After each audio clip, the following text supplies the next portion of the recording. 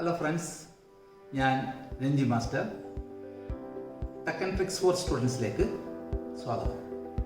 ഇന്ന് ഞാൻ നിങ്ങൾക്ക് കാണിച്ചു തരാൻ പോകുന്നത് ആരോഗ്യ പ്രവർത്തകർക്ക് ആശ്വാസം ഉണ്ടാക്കുന്ന ഒരു വീഡിയോയുമായാണ്.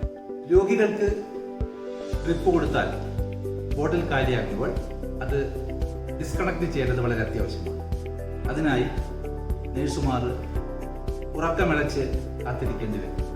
അതിന് പരിഹാരമായിക്കൊണ്ടാണ് ഞാൻ ഇന്നൊരു വീഡിയോ ഉണ്ടാക്കിയിട്ടുള്ളത്. അതിൻ്റെ പേര് ഡ്രിപ്പ് അലാറം എന്നാണ്. അതോടൊപ്പം തന്നെ യൂറിൻ ബാഗ് നിറഞ്ഞാൽ അലാറം അടിക്കുന്ന വിദ്യയും അതിൽ തന്നെ കാണിക്കുന്നുണ്ട്. 2-in-1 ആണ്. നമുക്ക് നേരെ വീഡിയോയിലേക്ക് പോകാം. നമുക്ക് ആദ്യമായി വേണ്ടത് 1/2 ഇഞ്ചിൻ്റെയും 3/4 ഇഞ്ചിൻ്റെയും 20 സെൻറ്റിമീറ്ററിൽ 2 PVC പൈപ്പ് കഷ്ണങ്ങളാണ്. 3/4 ഇഞ്ച് പൈപ്പിൽ ഇതുപോലെ 6 സെൻറ്റിമീറ്ററിൽ ഒരു ലൈൻ വരയണം. അതുപോലെ അതിൻ്റെ ഓപ്പോസിറ്റ് സൈഡിലും വരയണം. വരയിട്ടതിന് ഇരുവശത്തും 2 സൈഡിലായി പെന്നുകൊണ്ട് പോയിന്റ് ചെയ്ത് വെക്കണം. അതുപോലെ മുകളിൽ 2 ഭാഗത്തും 2 സെൻറ്റിമീറ്റർ താഴെയായും പോയിന്റ് ചെയ്ത് വെക്കുക. അതുപോലെ 1/2 ഇഞ്ച് പൈപ്പിൽ മധ്യത്തിൽ 2 ഭാഗത്തും പോയിന്റ് ചെയ്യണം. അറ്റത്തും 2 ഭാഗത്ത് പോയിന്റ് ചെയ്യേണ്ടതുണ്ട്.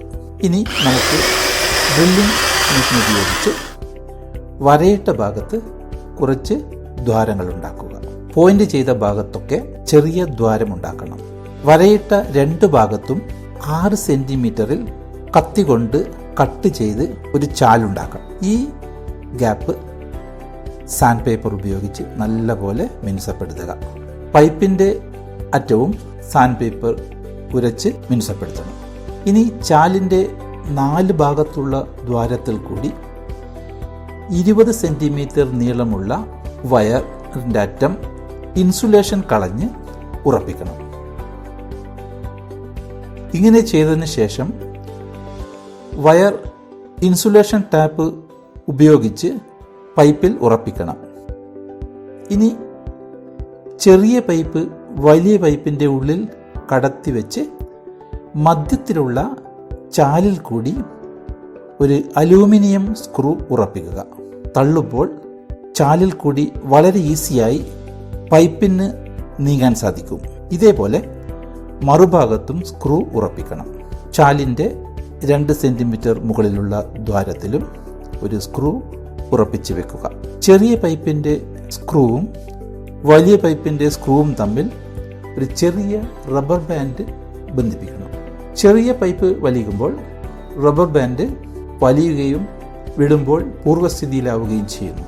ഇനി ചെറിയ പൈപ്പിൻ്റെ അറ്റത്ത് ഒരു കമ്പി കഷ്ണം ഉപയോഗിച്ച് കുളത്തുണ്ടാക്കണം. അതുപോലെ വലിയ പൈപ്പിൻ്റെ മുകളിലും കമ്പിയിട്ട് കുളത്തുണ്ടാക്കണം.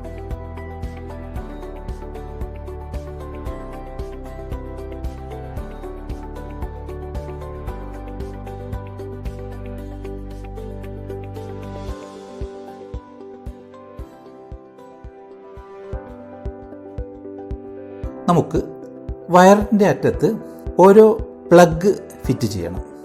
ഇത് മെയിൽ 2-pin പ്ലഗാണ്.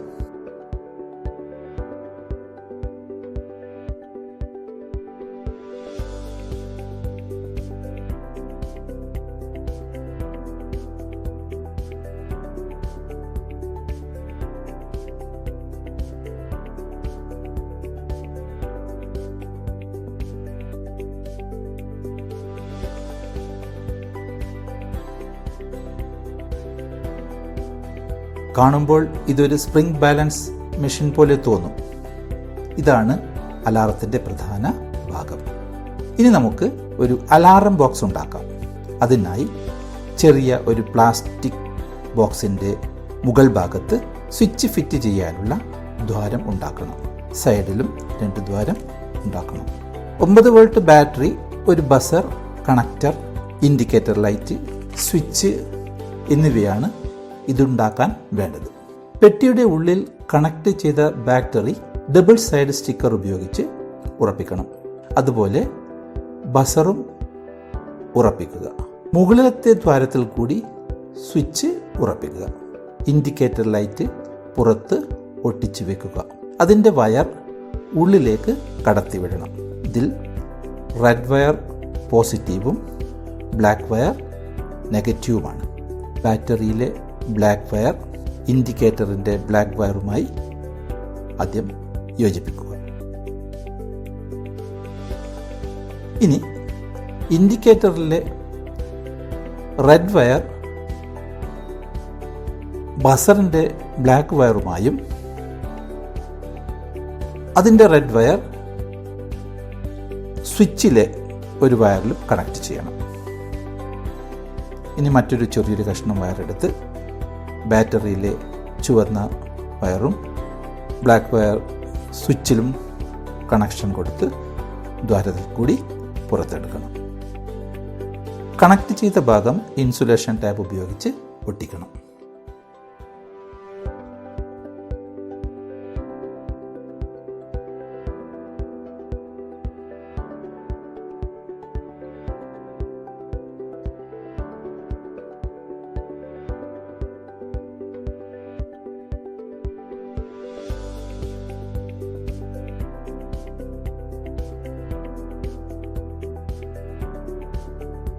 അപ്പോൾ നമ്മുടെ അലാറം ബോക്സും റെഡിയായി.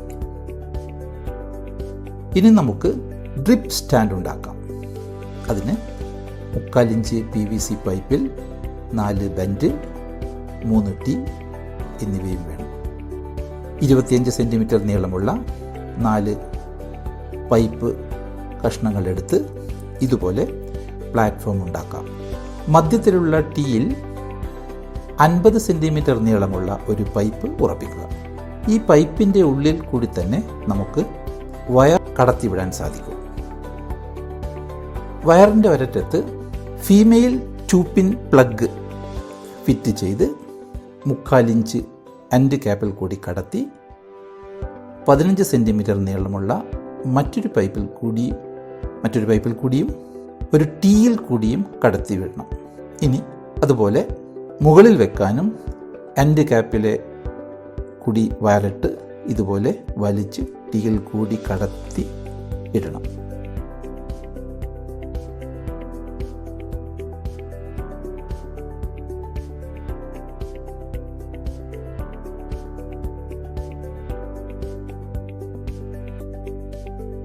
ഇനി 120 സെൻറ്റിമീറ്റർ നീളമുള്ള മറ്റൊരു പൈപ്പ് എടുത്ത് അതിൻ്റെ മധ്യത്തിൽ ഒരു ദ്വാരം ഉണ്ടാക്കണം. ആ ദ്വാരത്തിൽ കൂടി മുകളിൽ നിന്നും വരുന്ന വയറും താഴെ നിന്ന് വരുന്ന വയറും വലിച്ചെടുക്കണം. മുകളിലെയും താഴത്തെയും എൻഡ് ക്യാപ്പിൽ ഒരു സ്റ്റീൽ കുളത്ത് ഉറപ്പിക്കണം. ഇനി അലാറം ബോക്സ് സ്റ്റാൻഡിൻ്റെ മധ്യത്തിലായി ഉറപ്പിക്കുക. താഴെ നിന്ന് മുകളിൽ നിന്നും വരുന്ന റെഡ് വയർ യോജിപ്പിച്ച് ബോക്സിലെ റെഡ് വയറുമായി ബന്ധിപ്പിക്കുക. അതുപോലെ ബ്ലാക്ക് വയറുകൾ തമ്മിൽ ബന്ധിപ്പിക്കുക.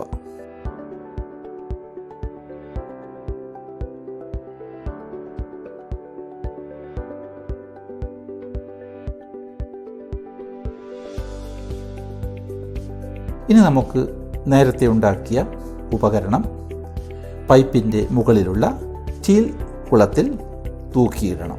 ചാലിൻ്റെ മുകളിൽ വരുന്ന 2-പിൻ പ്ലഗ് മുകളിലുള്ള ഫീമെയിൽ പിന്നുമായി ബന്ധിപ്പിക്കുക. അപ്പോൾ തന്നെ അലാറം അടിക്കാൻ തുടങ്ങും. മറ്റേ പ്ലഗ് യൂറിൻ ബാഗുമായി ബന്ധപ്പെട്ടതാണ്.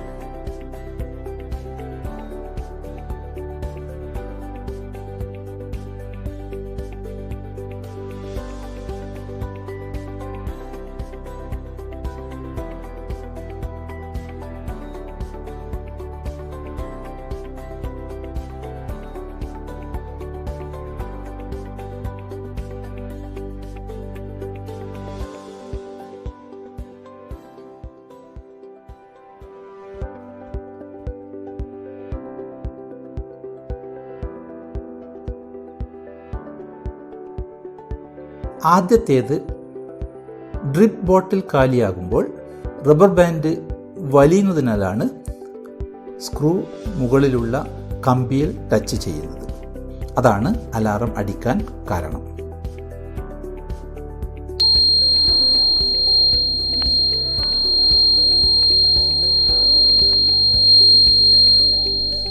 യൂറിൻ ബാഗ് നിറയുമ്പോൾ ഭാരം കാരണം സ്ക്രൂ റബ്ബർ ബാൻഡിനെ താഴോട്ട് വലിച്ച് വൈദ്യുത ബന്ധം ഉണ്ടാക്കുന്നു.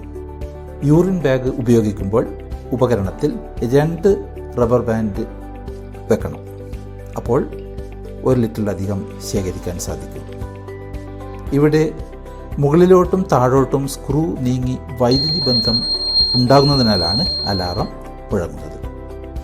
ഈ ഉപകരണം നഴ്സുമാർക്ക് വളരെ ഉപകാരപ്രദമായിരിക്കും.